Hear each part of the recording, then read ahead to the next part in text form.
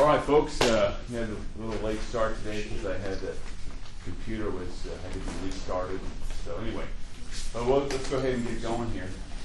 Just a couple things to remember are there's discussion topic number 3 is coming up, and that's due on Friday.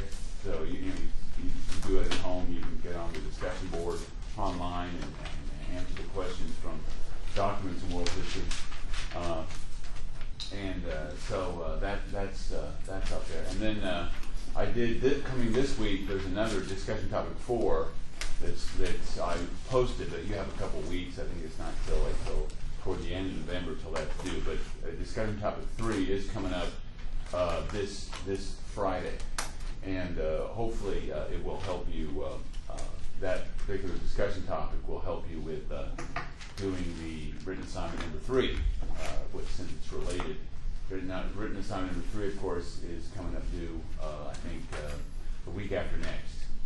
So we got a lot on the plate here going on. All right, today what we're going to do is continue to discuss India. And we were talking about how if you look at every part of the world, you had a classic period, a period when certain civilizations arose that kind of established a standard, established a foundation, which subsequent cultures and civilizations drew upon.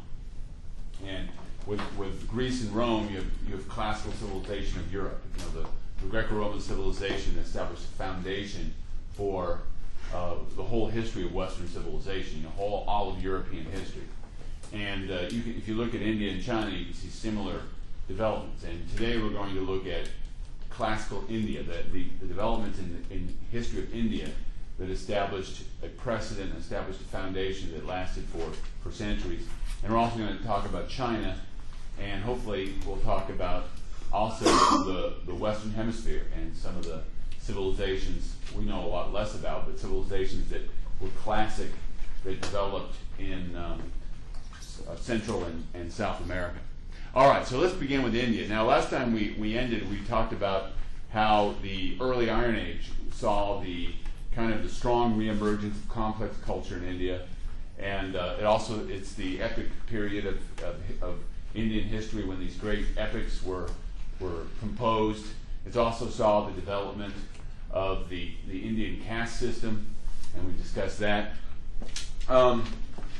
The next big period in Indian history, when we talk about the history of India, is the period of the Upanishads. That's a period that runs from about 600 to 400 BC. In Indian history, a lot of the historical periods are marked by the great literary achievements of that era. Like we had the Vedic age with the Rig Veda hymns, and then we had the epic poetry period of the great epic poems of India. And then from 600 to 400 BC, you had the period of the Upanishads. Now, the Upanishads were philosophical texts. Now, what they were dialogues where a famous teacher would discuss the nature of the universe or discuss the cosmos, and his students would ask questions and answer questions from the teacher. Now, these dialogues were not written at the time. They were these teachings were passed down from teacher to pupil over the generations, and it wouldn't be till after India developed its own writing system in the 2nd or 3rd century BC that many of these writings would actually these works would be put into writing. So long before they were, and this is true of the Rig Veda and of the epic poetry and of these dialogues as well, these Upanishads, long before they were written down and recorded, they were passed down orally by, remember the Brahmins, the priests, that was their job, that was their specialty, was to preserve learning and tradition and pass these traditions down from generation to generation. All right, now, every Upanishad features a yogi. You've heard of yoga, right? You've heard of yoga? Yoga, it means teachings, and a yogi is a teacher. And a yogi, and there were, among the Brahmin caste, there emerged certain men who had reputations for great wisdom, and they earned the name yogi. And they would be people who people would go to ask questions and learn about the nature of the universe. Now, a period of the Upanishads in Indian history witnessed very important economic and political developments. One thing that happened was that at least northern India and the Indus River Valley was conquered by the mighty Persian Empire, about 500 BC. And the Persians, remember their empire stretched all the way to the Aegean. They introduced very important ideas and concepts and technology to India. They introduced coinage. Remember, the Greeks were the first to use coinage extensively. The Persians issued coinage, and it wasn't long after the Persian conquest that the use of coinage spread in India. And that did a lot to promote economic growth and trade and markets, and that was an important economic development. Another thing that the Persians introduced was writing. You remember in the Persian Empire, the language of the administration was Aramaic, and that was one of the most common languages spoken in the Persian Empire, and it was based on the Phoenician script. Well, the Indians took that Phoenician alphabet and they adapted it to their own language, and the result was Sanskrit, the earliest sacred, it means sacred writing, but it was writing that the Indians used, and it's like Hebrew, like Greek. It's derived from the Phoenician alphabet. So Phoenician alphabet extended all the way to India, thanks via the Persians. So after by the 5th, 4th, 3rd century BC, the Indians were using their own system of writing that they adapted to their own particular language. All right, now another important development in this period was that this period of the Upanishads saw the first strong state in India. We know that early in Indian history that India was divided up into a number of different kingdoms, each ruled by a Raja. And by about the 5th century BC, one particular state, the state of Magadha, had emerged as one of the more powerful states in India. Its capital was Pataliputra, which is located in eastern India along the Ganges River. And it would be a very important city down through history because it was one of the first great cities and capitals in Indian history.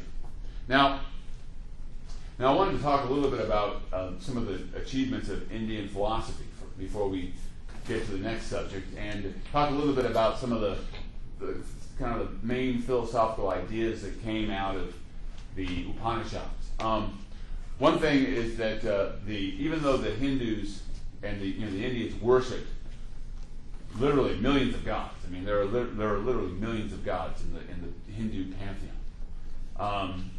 So they worshipped all these different gods. They believed that ultimately there was one single reality, and this reality was Brahman. That was what they called it. Brahman was the reality. All that is was Brahman. Brahman could be translated as being, that which is. And now the Indians believe, though, that the world that we live in is false world. It's an illusion. It's the world of samsara, the world of the senses. Where you touch, you feel, you see, you hear. Everything around you is all a lie. It's all just an image. It's not real. And so basically everybody's living a lie. We're living in a false world and a world of illusion of samsara, and everybody's soul, their Atman, everybody's Atman is trapped in this world of samsara.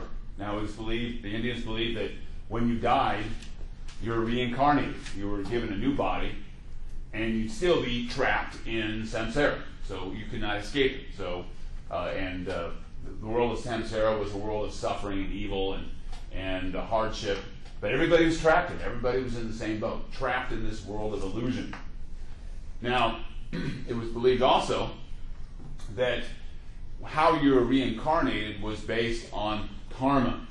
Karma, we hear a lot about karma in the pop world today, but karma is a Hindu idea that means justice, cosmic justice. And the idea was that everybody was accountable for their behavior. And the way that karma worked out would be that how you were reincarnated. For example, if you were a particularly terrible person, then you'd be reincarnated as a bug or as a lower being. You could be reincarnated as an insect.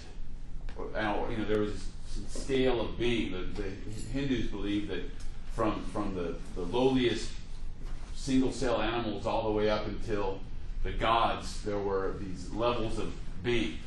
And demons and spirits and gods were just one more aspect of the chain of being. And they believe that you could be reincarnated to any one of these levels based on karma, based on how you conducted yourself in your current life.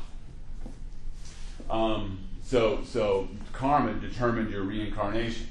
Now, the Hindus also believed that it was possible to escape from samsara, for the soul, and the idea, the ultimate goal to escape samsara, you had to be one with Brahman. You had to basically give up your individual identity and become one with all with the Brahman, the being.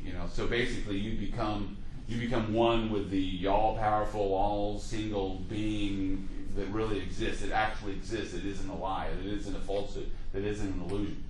Now, how do you do that? Now they have a word moksha. Moksha means release. When you're released from the world of samsara, it's called moksha. And to do that, you had to really live a life of dharma, a life of harmony and peace. Now, a lot of these terms that we're using are important in Buddhism, so you'll see a lot of, I think they spell it a little differently in your documents of world history. Dharma, I think, or something like that. But it's the same word, same basic concept. The idea was if you live a life that is completely harmonious with your fellow human beings, and you're a completely harmonious person at peace with yourself, then there's a chance that you might achieve moksha and be released from the evils of this world and escape the cycle of reincarnation and become at one with Brahman. All right, so that now I'm sure I did a disservice to the whole Hindu religion there by that last discussion, because there are people who spend their whole life studying this stuff. It's like Christian theology. I had to give my little spiel on Christianity on the other day. I'm sure that I got it wrong, but then there are people who study Christian theology all their lives, and there's people who study Hindu and Hindu philosophy all their lives, and I'm sure that they would find something that I said objectionable, but I did the best I could. All right, now, so let's talk about Buddhism. Now, Buddhism developed within this period of the Upanishads. There's actually a number of, we're actually just skimming the surface here, because during the period of the Upanishads, there were a whole bunch of different great philosophers that lived, and the Buddha was just one of them. There was also Jainism, is another religion in India that dates back to this period, and we won't even cover that. My hometown out in California, they have the largest Jain temple outside of India. But so I should know something about Jain, but we have limited time. But now Buddhism is a major world religion, and so we should discuss Buddha. His name, Buddha, just means enlightened one. That's what it means. It's a title. And Buddha's name was Siddhartha Gautama, and those are his traditional dates. Now he lived mainly in the 6th century BC, but his ideas weren't written down until like the 3rd or 2nd century BC. I mean, those rock inscriptions that you're reading in documents in world history are the earliest evidence of Buddhist written down ideas. So, because the Indians didn't have writing for centuries, so there's a big gap between when Buddha lived and when his ideas were actually written down. Centuries, in fact. But he did inspire a lot of disciples, and his teachings were passed down from generation to generation, and then eventually written down centuries after his death. But there is a legend of, and now it could be a legend, could be true. Since there's a big gap between when he lived and when people wrote about him, you don't know to what degree these are legends or what degree they are true historical developments. But anyway, the story is that Siddhartha Gautama, he was born up in northern India, near the Himalayas, and he was a prince. He belonged to the warrior, the Kshatriya class. He belonged to a warrior class. He was a Raja. He was a prince, and he was a very, very wealthy young man. And he gave it all up. When he had a wife, he had a kid, he had all the wealth a man could have. He was very, very happy, but somehow he felt like he was missing out on something. So he decided to give up everything. He gave up his home, he gave up his family, and he became a vagrant. And he gave up all, he wanted to escape reincarnation. So he wanted to give up, since the popular teaching of the day was that the whole world is a lie and full of falsehood and this all an illusion, he decided to give up all earthly pleasure. And he lived in a cemetery because he didn't want to live around live people. And he got to the point where he decided he wasn't going to eat anything but his own feces. He wasn't going to eat any food. So he's sitting there living in a cemetery, eating his own feces, and he still doesn't feel enlightened. He says, boy, I'm doing all this stuff to try to escape the world of illusion, and it's just not doing it for me. So he's decided to go to a Bodha tree, and he was going to sit under this tree, and he was going to meditate, and he wasn't going to get up till he had figured it all out. And so while he was sitting there meditating on the nature of the cosmos, he had this enlightenment.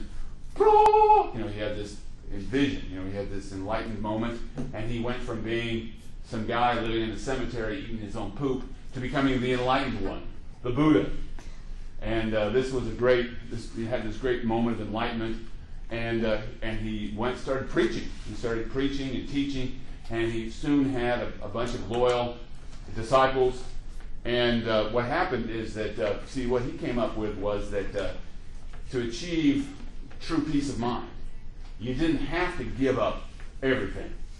All you had to do was show a little moderation. I mean, you don't have to give up all food and give up everything in life. You can, as long as you just learn how to be moderate in your life and show moderation. And that's why people begin to talk about Buddhism as the middle path. That's why you have the happy fat Buddha. Ever seen pictures? You call it a little Buddha baby. Buddha wasn't really fat, but the purpose of the fat Buddha is a teaching tool. It's designed to show, hey, you don't have to give up everything to achieve wisdom and enlightenment. You don't have to give up food or any other earthly delight. You don't have to give it all up. You can still be happy and have peace of mind and still enjoy some of the benefits of this life as long as you show moderation in how you live your life. Now, like I said, he had a number of great disciples, and basically the teachings of the Buddha were put down into what became known as the Four Noble Truths. These are kind of the axioms of the faith of Buddhism. Number one, it's like all the truths kind of build on each other. Number one is that life is suffering. Everybody experiences suffering and loss and hardship. That's just the nature of existence, to experience suffering. But there is a source of suffering. The reason why, according to the second noble truth, the reason why there is suffering is because people have too much desire. There's a huge gap between what we desire and what we can attain. So people always feel unfulfilled because they're always desiring after things they can't have. And so as long as you have desire, you're desiring for things you can't have, you're never going to be happy. You're always going to feel like you've been left out, or there's sadness. So the source of all suffering is our human desires, our desires to have fame or money or whatever our desire happens to be. So how do you achieve happiness? Well, obviously, you achieve happiness by ending desire. You learn how to be self-sufficient. You learn to be happy with who you are, happy with what you can do, and you learn to just let go of all desires and just be happy and self-sufficient.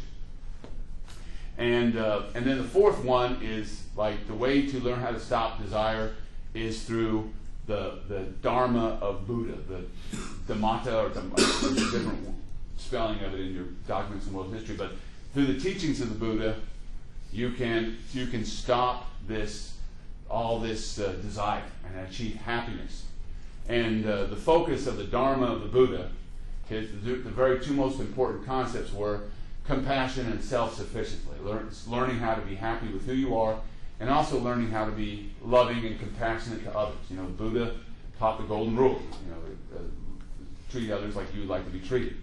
You know, the golden rule is common not just to Judaism and Christianity, but to Buddhism, and it's a concept that developed independently of it. I don't think that Jesus was copying Buddha or Buddha was copying Jesus. I think it's just a common idea that emerged in this period. So the idea was you love your neighbor as yourself, you're going to be in pretty good shape. Now another thing about Buddhism was that if you learn to live a truly happy life, you would eventually escape from this reincarnation, because Buddhism teaches karma and reincarnation too, just like the Upanishads. And but to achieve, when you achieved release, you would become at one with nirvana. Now that was the Buddhist term for the ultimate reality. Nirvana means nothing, because everything is no particular thing. It's nothing. Everything is nothing. Right? So nirvana actually literally means nothingness. But nothingness means you're not any particular thing. You're at one with the totality, the complete reality of the universe. So you entirely lose your individualism and become at one with the entire being. Not just the universe, because there are multiple universes that have existed over billions of years according to Buddhism. So it's not just one with the universe, it's one with like everything that's ever existed from now till eternity, eternally, without change, without time. So that in a nutshell is Buddhism. I'm sure, like I said, I'd offend some Buddhist scholar what I said, because I'm sure just like all the other things we've discussed. I mean, there are Buddhist monks who devote their entire lives to these ideas and to living these lives, and so it's very complex. And I'm trying to simplify it, but it's a very complex religion. Now, what happened was with Buddhism was that the disciples of Buddha they're known as monks because they're very similar to Christian monks in the sense that the disciples of Buddha would live together. They gave up. They were celibate. They didn't marry. They didn't own possessions, and they dedicated themselves to meditation and living up to the ideals of Dharma. And these communities were established all over India in the century following the life of Buddha. And these communities of Buddhist monks, what they did was to preserve the teachings of the Buddha over the years. All right, now, so that is Buddhism. The next big phase in the history of India that begins really in about the 4th century BC is what we see happening is that there were a series of great empires in the history of India. And a lot of times these empires were what got them going. What resulted in the fall or the rise and fall of empires in India were foreign invasions. When you look at the history of India, India was an area that was always being invaded, usually from people beyond, from the north, from the areas beyond the Himalayan mountains, from Central Asia, places like Afghanistan and those areas. And this happened again and again in Indian history. Just like it happened thousands of years earlier not thousands of years earlier, but with the Aryan invasion back in 1600 BC.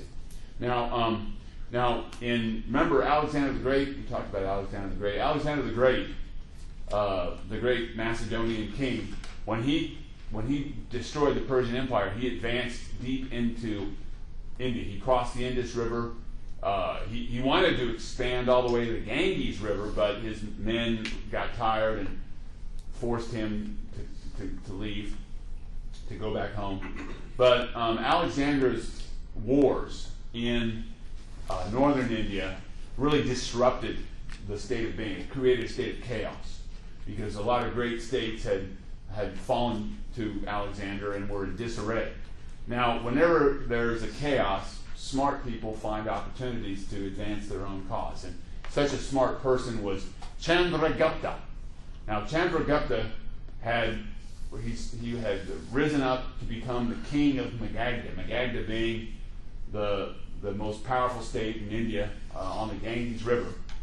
And he saw that there was chaos, and he decided to take advantage of this chaos, and he led his armies to the north, and he was able to create an empire that extended from Afghanistan to Pakistan all the way across northern India. It was the first great Indian empire, and it was called he belonged to the Mauryan family, so it was called the Mauryan Empire. That was the dynasty, the family of Chandragupta, the founder of this great empire. And hopefully my thing will work here, my link. Now, if you look at a map of India, of the world at the time, you can see that the Mauryan Empire at its height in the 4th and 3rd century included much of what is today India and Afghanistan and Pakistan, but it corresponded with all these other empires, like the Hellenistic kingdoms that we discussed, like the Seleucid and those other kingdoms. In fact, we know that Chandragupta exchanged embassies with the Hellenistic kings of the West. So here we can see the empire, the Mauryan Empire here in India. All right. Now, one of the advisors of Chandragupta, one of his chief ministers and chief advisors, was a man by the name of Kautilya. And Kautilya was a Brahmin and very learned man, and he reportedly was credited with writing a book called the Arthashastra. Now, this was a book that was written as a political guide. That is often been compared to The Prince by Machiavelli, or The Art of War. But it was a book that was written to give instructions on how to run an empire. And it was a very influential book because it influenced not only subsequent rulers in India, but also across Southeast Asia, all the way to Indonesia. Now, Kautilya, in this book, laid out the principle that the king, the ruler, was all-powerful, and that his power came from the gods, and that everybody was expected to show complete obedience to the king.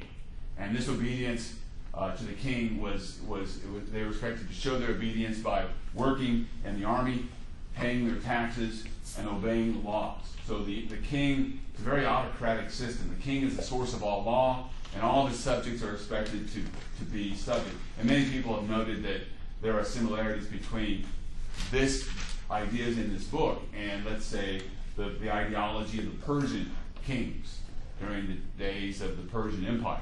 But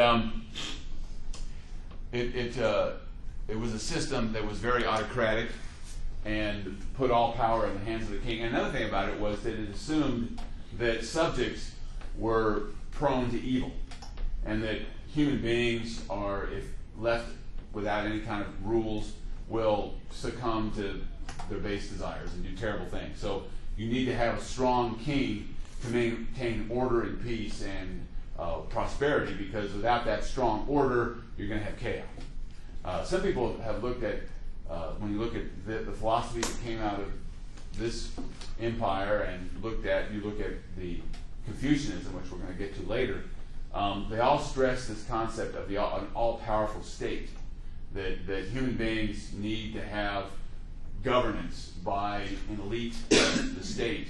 Otherwise, there's going to be this chaos.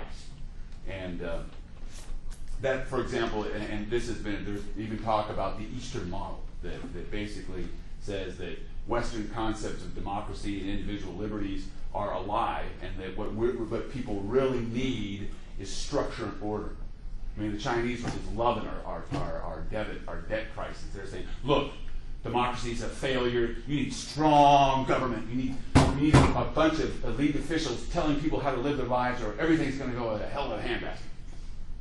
Right there, evidence right there. So some people look at the history of India, the history of China, look at the history of their culture and say, look, democracy, liberty, garbage, lies. What people need is order, structure, and a strong government to tell them how to live their lives. Otherwise, they're just going to waste it. So there's a lot of talk about the new Eastern model, how the world should disregard democracy, disregard the entire last 200 years of Western civilization, and say, let's get back to what really works: strong, structured government. Telling people how to live their lives, because they can't know how to do it right unless you have an elite telling them how to do it right. By golly. So that's this, and it comes out of these ancient civilizations. All right, now, one of the more famous rulers of the Mauryan Empire was Ashoka. You see his dates up there. You know, he was a guy. The reason why Ashoka is very important is because he really put Buddhism on the map. Now he started out as your typical ruler of a Mauryan Empire. He was the grandson of Chandragupta. He ruled with an iron fist. But then at some point in his life, he had this conversion experience and became a Buddhist. And all of a sudden, he decided that it was very important to use his position as king to advance Buddhism. And so he sent Buddhist missionaries to preach Buddhism to all the world, to Tibet, to Sri Lanka, to Southeast Asia, to what is today, Thailand, to all the peoples. And he set up those rock edicts, those rock inscriptions. Those are the earliest writings of Buddhism. He set up these inscriptions all over his empire. Even areas where Greek was still spoken, they were written in Greek. He wrote them in all the different languages of the empire so that people could learn about the teachings of Buddhism. And some people have argued that that was his downfall, because the Mauryan Empire was based on having a strong army and ruling by fear and keeping all of the subject states paying tribute. Under the system that was set up by Chandragupta, all the different areas paid a heavy tax and tribute to the central government. And if they didn't pay their taxes, the army was sent in to take care of business. But here you have this guy talking about love and compassion and kindness and how we need to love it, be compassionate and all that.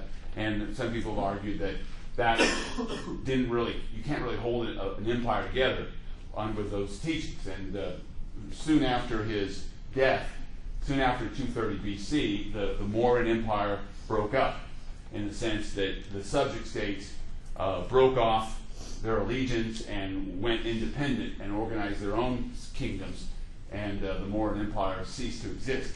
But, as you can see, there were new developments, new invaders that brought changes to India. Now, as part of the expansion of the Macedonians and the Greeks, the Macedonians and Greeks had conquered Afghanistan. It was called ancient Afghanistan. It was called Bactria. And there they had set up a system where you had Greeks and Macedonians ruling as the elite. Now, in around 264 BC, the Seleucid governor of Bactria, his name was Diognetus, he broke free, declared his independence from the Seleucid king, and Bactria became independent and became its own separate Hellenistic state. Now, they ruled over people who were speaking mainly Iranian languages, but the elite spoke Greek, and they worshipped Greek gods. They built Greek cities, had Greek culture. Now, in the years that followed, in around about 200 or so BC, the rulers of Bactria crossed the Himalayas into the Indus River Valley and expanded into India. And so you had these Greek rulers ruling over India, and we know a lot of times we don't know that much about them. All that survives of their kingdoms are the coins, the beautiful coins that these rulers issued when they ruled over these states. One of the more notable of the Greek kings of India, isn't that crazy? Was a man by the name of Menander. He was one of these kings, and during his reign, about 150 BC, he extended the empire all the way from the Indus to the Ganges River Valley. And I think I have a map showing here. this works here. All right. Now here was the kingdom of Menander or Melanda. Would be all this area here would stretch from Afghanistan to what is today the Indus River Valley, and extended as far as the Indus River Valley. So it was an extensive kingdom.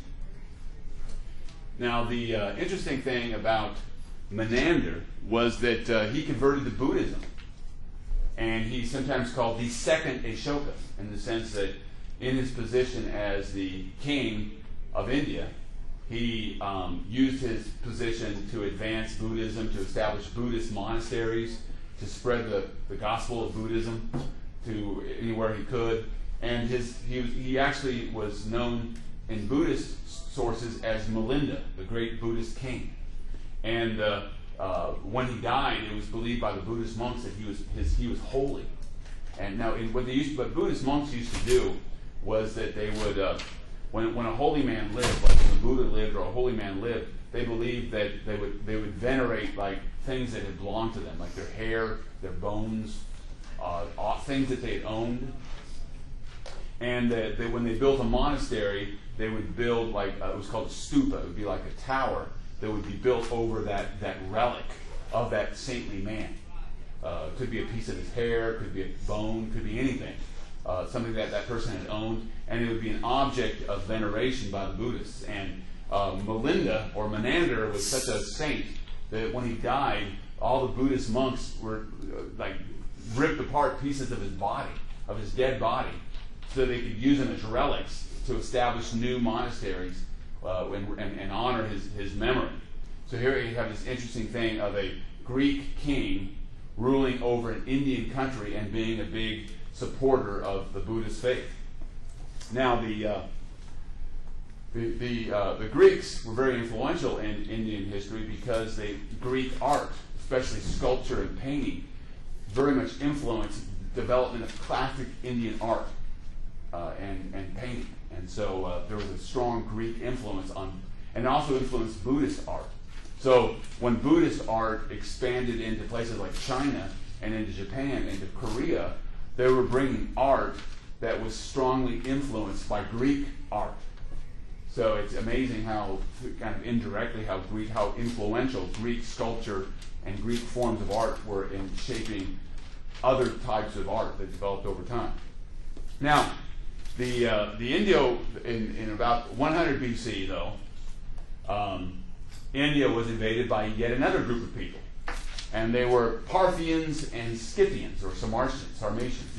The Parthians, we've discussed. The Parthians, remember, they were the Iranian people who established a strong state that was a rival to Rome.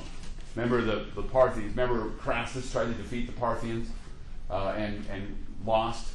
And the Parthians had an empire that stretched from Mesopotamia all the way to India. Now, some Parthian rulers were able to expand deep into India, into the Indus River Valley, and even into the Ganges, and established states that were sometimes called the Western satraps, because they were subject to the great Parthian king, even though they were largely independent and self-governing. But so you had these Parthian states established across especially northern India, and also another group of people were the Sakas. Now the Sakas were another Iranian people like the Parthians, but they were also known as Scythians or Sarmatians. And just to give you an idea of the stretch of these people, Marcus Aurelius over in Rome fought Sarmatians who lived in what is today southern Poland. And you had Sarmatians living over in Central Asia as well. They were a very wide-ranging Iranian tribe at this particular period in time. But about 100 BC, the Scythians came in and established states of their own. Now, in both cases, the Pallavas or Parthians and the Sakas, when they inhabited India, once they had settled in the region, they often adopted the culture and civilization and the religion of the area that they settled in. Now, about 50 AD, you had another group of invaders come in, and these are the Kushans. Now, the Kushans were yet another Iranian tribe. The Parthians were Iranian, the Sarmatians, Scythians were Iranian, And so are the Kushans. They were also Iranian, an Iranian people.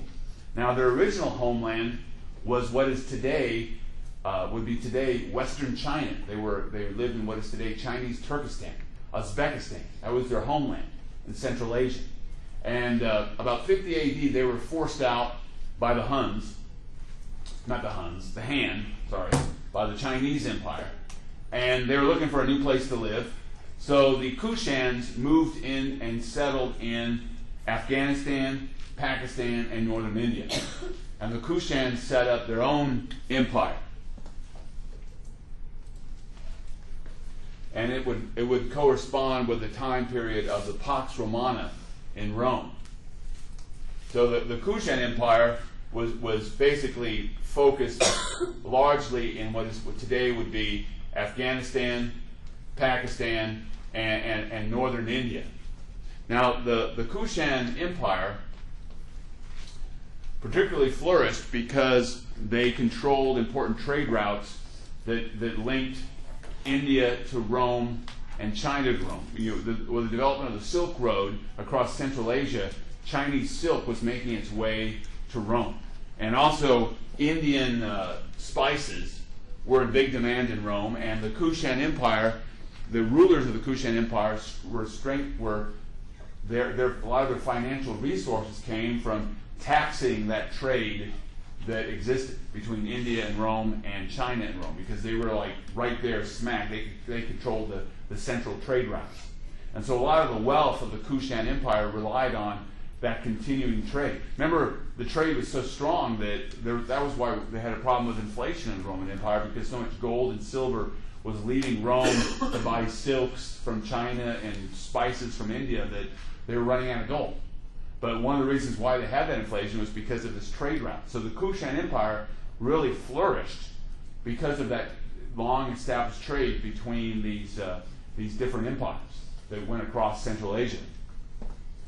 So here's China. Here the Roman Empire would be way to the west of here. All right, now one of the more important rulers of the Kushan Empire was a man by the name of Kanishka.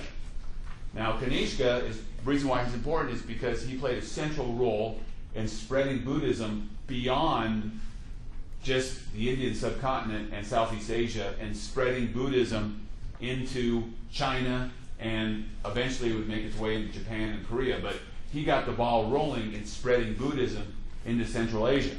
Now, when Kanishka, by the time he embraced Buddhism had undergone a major change and had kind of split into two varieties.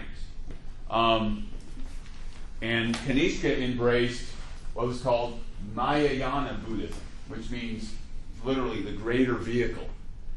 Mahayana Buddhism was a bit different than Hinayana Buddhism, the lesser vehicle, in the sense that it is believed that Hinayana Buddhism, which would eventually flourish in Southeast Asia, especially in Thailand and Burma, was considered to be closer to original Buddhism.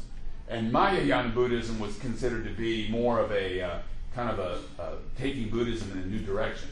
The main difference between them is that in Mahayana Buddhism focuses on worshiping what were called bodhisattva. It was believed that in Mahayana Buddhism, it's believed that you can achieve a better life by focusing all your veneration and worship on one of these bodhisattvas, one of these saints.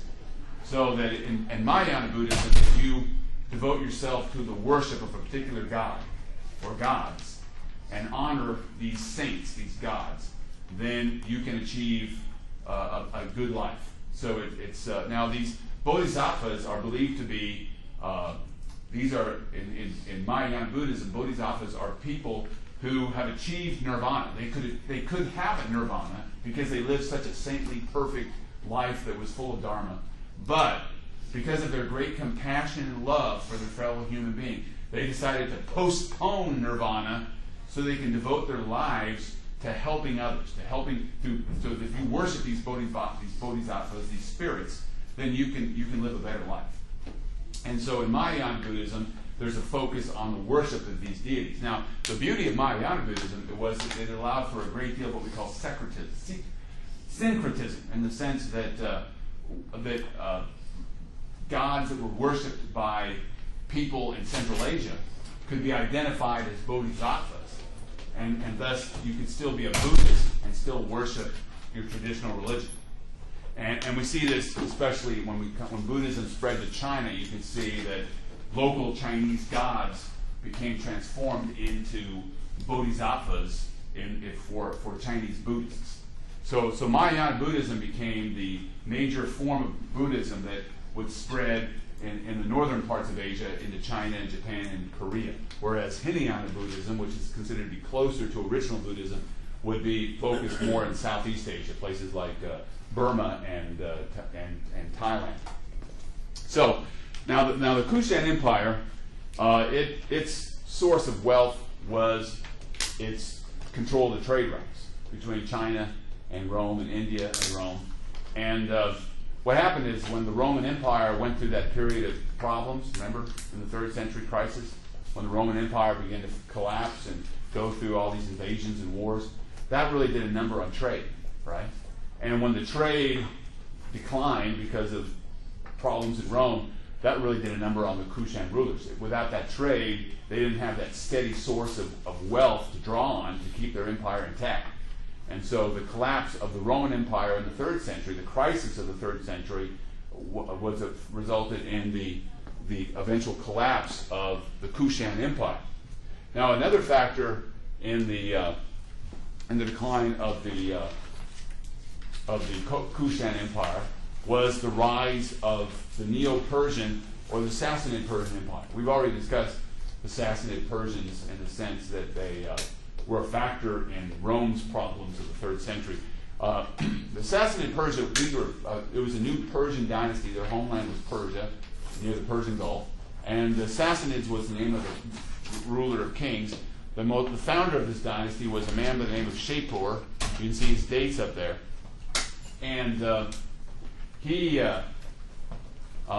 was able to build an empire that would stretch from Mesopotamia all the way to India. And many people see the rise of Sassanid Persia as a major blow to the Kushan Empire with the expansion of this kingdom. Now, one of the things that happened under Shapur was that, remember, the Persians had been followers of Zoroaster, Persian dualism, for centuries. And one of the reasons why Shapur was successful was he really rallied the support of the Persian people by restoring pure Zoroastrianism. He wanted to restore Zoroastrianism to its original purity, and it was during his time that the sacred teachings of Zoroaster were actually for the first time written down. Remember, we don't even know when Zoroaster lived. Some people say he lived about 600 BC. Talk about a huge gap between when he lived and when things were written down. The Avesta, which is the sacred book of Zoroastrianism, was very important in all the ideas of Zoroaster were put together in one sacred book. Many people thought that maybe Shapur and got the idea from the Gospels, and the Old and New Testament. If we put everything together in one sacred book, all the teachings of our teacher, then this will have something for us all to rally behind. Actually, he did a lot to promote Zoroastrianism, and since Zoroastrianism ultimately believes in the worship of one God, there's the devil god and the good god. There's Ahura Mazda, and then there's Ahriman. Well, nobody worships Ahriman. I mean, nobody's supposed to worship evil. But so many people have argued that this spread of Zoroastrianism through the Sassanid Persian Empire did a lot to advance eventually the cause of Islam. It helps to explain why Islam grew so rapidly in Iran and Central Asia, because the ground had already been set for monotheism with the practice of Zoroastrianism during the. It was very easy for Zoroastrians to convert to Islam because there are a lot of similarities in the two different religions. All right. Well, we've gone for quite a while here. Why don't we take a little break? Okay, and then now during your break, I want you all to help you do your assignment. So What I want y'all to do, and first, stretch, and go to the bathroom if you have to. But when you're in your groups, I want you to write down, we learned about Buddhism, and we've learned about Christianity. And what you want to do is on one side, write down what are the major characteristics of Christianity, and what are the major characteristics of Buddhism, so that you can make a comparison, between the two different religions, how they're different, how they're similar. But I just want you to do that in each of your groups to work together. Now, this will help you when you after your third assignment. So this would be a good thing, good time for you to learn from the wisdom of your fellow students. So I want you all, I'll give you about 5 or 6 minutes to do that, and then I'll get some ideas from you guys. I'll pick a group to tell me what they put down.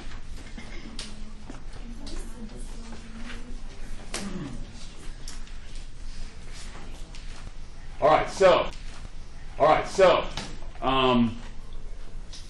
we talked about these different empires, and we talked about how a lot of these empires, what sparked these empires was an invasion or a migration of peoples. Like the Kushans were not from India; they were from beyond, from Central Asia. Well, the Gupta Empire, which was the next big empire that flourished around 330 AD, is the first indigenous empire that India had seen for a long time. And it was founded by a man who claimed to be descended from the original Chandragupta of the Mauryan Empire, and he's known to history as Chandragupta II. Now,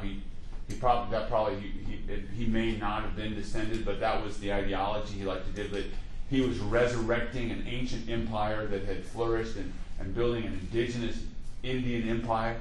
And the Gupta Empire started around, like I said, around 330 AD. And I think I have a map of it here.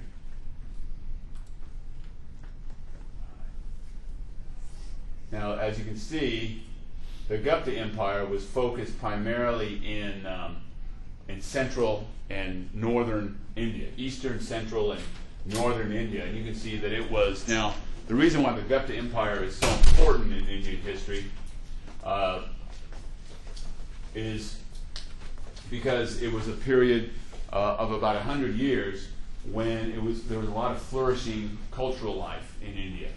From about the middle of the 4th to the middle of the 5th century AD, during the Gupta Empire, saw the foundation of, they're called universities, but they're basically yogis, famous Brahmin teachers would set up schools, and these schools became centers for the study of the Upanishads and study of philosophy. And also, the empire of the Gupta Empire, one of its most notable accomplishments was it developed our system of numerals that we use today. They connected mathematics with the study of the cosmos and the universe, and one of the great inventions of the Gupta Empire was our system of numerals that we use now. Does anybody know what the greatest innovation of Hindu numerals is? Zero. It is right. They invented the zero, which nirvana means what? And you know it. If you look at a zero, doesn't have it's a circle. It doesn't have a beginning. It doesn't have an end. It's eternity. So nothing. Eternity is nothingness. Zero. See, they were thinking these things through, man, when they invented this stuff. That's why a zero is a circle. Circle has no beginning. It has no end. All right, so the circle of life. All right, so they invented that. Now the only reason they're called Arabic numerals, you know why they're called Arabic numerals? It's because what Europeans only learned about them through Arab traders and Arab Muslims. So it was invented by the Hindus, but it's called Arabic numerals because of it was brought to Europe by Muslims in the Middle Ages. But anyway. But it was one of the great achievements, the invention of the zero. All right. Now, another important development under the Gupta Empire was that it was a period where art and music and painting, the classic models were established. So, for centuries after the Gupta Empire ceased to exist, people would still look at the art, the temples, the sculpture, the painting, the dance, the music of the Gupta Empire, of this cultural flourishing, and see it as a model by which to measure their own achievements, as a foundation. So culturally, the Gupta Empire was very, very significant in Indian history. Another thing that happened during the Gupta Empire was that Buddhism in India basically disappeared. It's one of the more fascinating things about Buddhism is that in the land of its origin, Buddhism is practically non-existent to this day. I mean, there are still some Buddhists, but they're a small, very, very small minority. And one of the reasons for the success of the Hindus in eliminating Buddhism is because they adopted many of its teachings and practices and beliefs. For example, in Hinduism they weren't called bodhisattvas, but remember in Mahayana Buddhism, you focused on the worship of a peculiar deity, as somebody you devoted all your life to. Well, in Hinduism, beginning with the Gupta Empire, you see this trend where Hindus would venerate a particular deity. And even to this day, now in India they're called the Hindu triad. You have Brahman, you have Shiva, and you have Vishnu. Now, Brahman is reality, so it's kind of an obtuse, abstract concept. But in India today, people will honor and worship either they're followers of Shiva or they're followers of Vishnu. Now, Shiva is the god of death and sex, and Vishnu is the god of life and health. I don't know why you'd want to worship the god of sex and death. Well, I guess it's the sex thing, but the death thing is would be kind of scary. Now, Shivaism had some interesting concepts to it, like ritual torture and beatings of people and going around killing people to honor the gods. That's kind of scary. But Shiva was worshipped. And now some Shivites were celibates. So you had some Shivites who were all into these bizarre sex practices, and you had other followers of Shiva who were celibate. So very strange, but it was a very diverse religion. And then you have Vishnu, who's also, now Shiva is called the destroyer, because he's the god of death and sex. And Vishnu is called the preserver. And it was believed by Hindus that Vishnu would take on human form and come and save humanity from danger. Like one of his incarnation was the hero Krishna. You've heard of Hare Krishnas? That's a cult in America. It was very popular. They used to visit airports, and they had shaved heads in the monastic robes. Well, Hare Krishnas are followers of the god Vishnu, and they particularly honor the hero Krishna, who was considered to be the god Vishnu in human form. And when Christianity came around and came into India, the Hindu Brahmins would say, well, we honor Jesus too. He's obviously an incarnation of the god Vishnu. Obviously. So you go to India today and they honor Jesus. He's the incarnation of the god Vishnu. Everybody knows that. Come on. Yeah, question? Are they the ones that like walk around in the airport and have the little bells and stuff? The Hare Krishnas, yeah, they're followers of Krishna. And know who's the most famous follower of Krishna in pop world? He used to be one of the Beatles. What's his name? Harrison. What's the guy? George Harrison. George Harrison was a follower of Krishna. And there's a song where he stole it from one of the Motown groups, but he intersperses Hallelujah with Hare Krishna. I don't know if you've heard this song. Dun dun dun dun dun dun. Hallelujah, Hare Krishna. You ever heard that song? They play it on the radio every once in a while. But George Harrison and the Beatles. Yeah. The Beatles went through their Hindu Buddhist phase. They all wore the Nehru jackets and doing this a lot, playing the sitar and all that. You ever remember? I don't know. You guys don't know. I guess you guys don't know your Buddha Beatles. Buddha Beatles. All right, now. Okay, enough of that. All right, now. And I won't sing anymore. I promise. All right, now. Now the Empire of Gupta was destroyed or overrun by, again, history repeats itself, invaders. Now, the invaders this time were the Huns. Remember the Huns? The Huns we talked about in the history of the Roman Empire, where there were other Huns who invaded India. They invaded India about 450 AD, and they destroyed the Gupta Empire. Now, what happened, though, was that the Huns, when they invaded India, they did what previous peoples had done. The Huns pretty much adopted the Hindu culture and religion as their own. And the descendant of the Huns was a man by the name of Harsha. He was descended from the Huns, but he had adopted Hinduism and adopted the Hindu culture. And what happened is that the Scythians joined the ranks, not the Scythians, the Huns, excuse me, joined the ranks of the warrior class. So they were Kshatriyas. They were incorporated into Hindu society by becoming Kshatriyas, in the caste system. And Harsha resurrected briefly the Gupta Empire. He tried to resurrect the old Gupta Empire, and so the Gupta Empire became a model. Now, we'll see this a lot when we get into talking about European history, because a lot of the early Germanic warriors, like Charlemagne, when he was trying to establish himself, tried to resurrect the Roman Empire.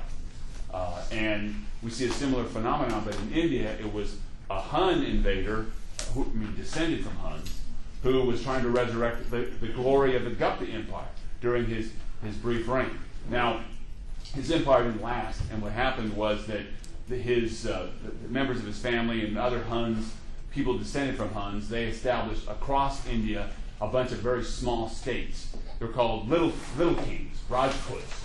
That means little kings. And so you see the development of these, by the time you get to the 7th, 8th century, 9th century AD, in India, you see across India, especially northern India, these Rajputs, ruled by the descendants of the Huns who had invaded centuries earlier. All right, so that's India. All right, now, before we leave today, we're going to talk about, China. Here we go. Before we leave today, we're going to talk a little bit about China. All right, so let's talk about China in the next couple minutes here. All right, now, when we last left China, we talked about how the Zhou dynasty succeeded the Shang dynasty, and the Zhou dynasty, beginning in the 11th century, was pretty much a continuation of the culture and civilization of the Shang dynasty, and we're still in Bronze Age China. Now, what happened to the Zhou, though, was that in the 8th century, there was the Zhou were attacked by invaders from Central Asia, tribes from Central Asia, and they weren't able to defend China. So they, instead of defeating and fighting the barbarian hordes, they moved their capital as far from Central Asia as they could. And when they moved their capital to eastern China, they became known as the Eastern Zhou. Now, to flee the barbarians and not to fight them was a terrible blow to their prestige. And so they could no longer claim to be the dominant state in China. So after the 8th century, what we see happening is that the Zhou were considered to be like the first among equals. But all the different states of China became independent. And when Western historians study China, they refer to them as dukes and counts. So they'll have the duke of this and the duke of that. That's just the Western equivalent of the ruler. So you have these different rulers, and so China was divided up into all these different states. Now, the development of these developments of the 8th century and the centuries that followed correspond to an important trend in society, and that would be the introduction of iron technology. And you see, iron, the knowledge of how to take iron ore and make it into tools and weapons, this was brought to China probably through those same barbarian hordes that were attacking China, across from Western Asia across to China. Now, the importance of the Iron Age was that there was a lot more iron ore than there was tin and copper. So that meant that more and more people could use iron weapons and iron tools. And so that meant that you had better tools like axes to cut wood and to clear land. And so what we see happening is that much more land was cleared with the development of iron tools and weapons, especially iron tools. And what happened in the years that followed was that the population of China rapidly grew. In southern China, you had a lot of forest and a lot of thick jungle forest. You know, southern China is a lot more humid and hot. And so, just like in India, iron tools could be used to clear these forests and to build irrigation canals and to expand your fields. And so what we see is that agricultural production kind of went off. And the result was that the population of China really expanded. And this expansion, as we'll see, would lead to rivalry for control of land by the different states of China. And that's why the period from the 5th century onward is called the period of warring states. And these wars between these rival states would set the trend for the rest of Chinese history. So that's where we'll stop for now because we ran out of time. But we're gonna finish up China, and we're gonna do that on Monday. All right.